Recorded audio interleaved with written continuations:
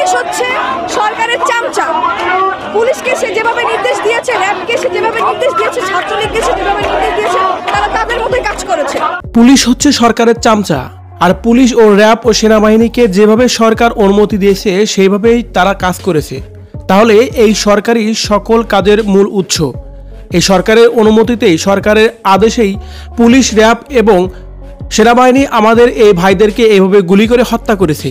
এবার যেন প্রকাশ্যে এসে আন্দোলন করে কথাগুলো বলতেছিলেন আরোহী মিম। সরকারের কারণে এসব হয়েছে, এই সরকার আমরা চাই না।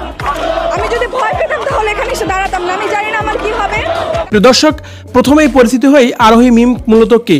আরোহী মিম হচ্ছে ছোট পর্দার একজন অভিনেত্রী, প্রাঙ্কিং এন্টারটেইনমেন্ট চ্যানেলের অন্যতম একজন অভিনেত্রী। আর এই অভিনেত্রী এবার মাঠে নেমেছে কোটা আন্দোলনকারীদের সহযোগী হয়ে সরকারের পদত্যাগ চেয়ে এভাবেই কথা বলেছেন তিনি, যে কথাগুলো রীতিমতোই সোশ্যাল মিডিয়ায় ভাইরাল হয়েছে। এ সময় আরোহী মিম বলতেছিলেন, আমরা সরাসরি সরকারের পতন চাই, কারণ এই সরকার থাকলে আমাদের এই অবস্থাই হবে। আমাদের কোনো বাক স্বাধীনতা নেই, আমরা আমাদের ইচ্ছা মতো কথা বলতে পারি না। কারণ আমরা এখনো বাক স্বাধীনতা পাই না, আমরা কথাই বলতে পারি না। কথা বলতে গেলে আমাদের ভয় পেতে হয়। এই যে আমি আজকে এখানে কথা বলতে আসছি, এখান থেকে যাওয়ার পর আমার কি হবে আমি নিজেও জানি না। তাহলে আমাদের স্বাধীনতা কোথায়? তাই আমাদের আবারও এই দেশকে স্বাধীন করতে হবে, নতুনভাবে বাঁচতে হবে আমাদের।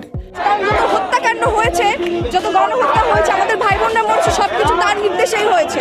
এভাবে যেন আরোহী মিম এই সময়ে কথা বলতেছিলেন, আরো অনেক কথাই বলছিলেন সরকারের পতন নিয়ে। সত্যিকার অর্থে আরোহী মিমের কথাগুলো শুনেই যেন রীতিমতো হতবাক হয়েছে সোশ্যাল মিডিয়ার ভক্তবিন্দুরা। যেখানে বড় বড় সেলিব্রিটিরাও মাঠে নামতে ভয় পায়, সেখানে এই ছোট্ট পর্দার ছোট্ট অভিনেত্রী মাঠে নেমে এভাবে হুঙ্কার দিয়ে কথা বলছেন সরকারকে নিয়ে। জানি না আমার কি হবে, কারণ আমরা তো এখনো স্বাধীন না। আসলে যদি আমাদের এই সরকার পদত্যাগ করে তাহলেই আমরা আসলে স্বাধীন নাগরিক হতে। প্রিয় দর্শক, আরোহী মিমের এই সাহসটাকে আপনি কিভাবে দেখছেন কমেন্ট করে জানিয়ে দিন কমেন্ট বক্সে।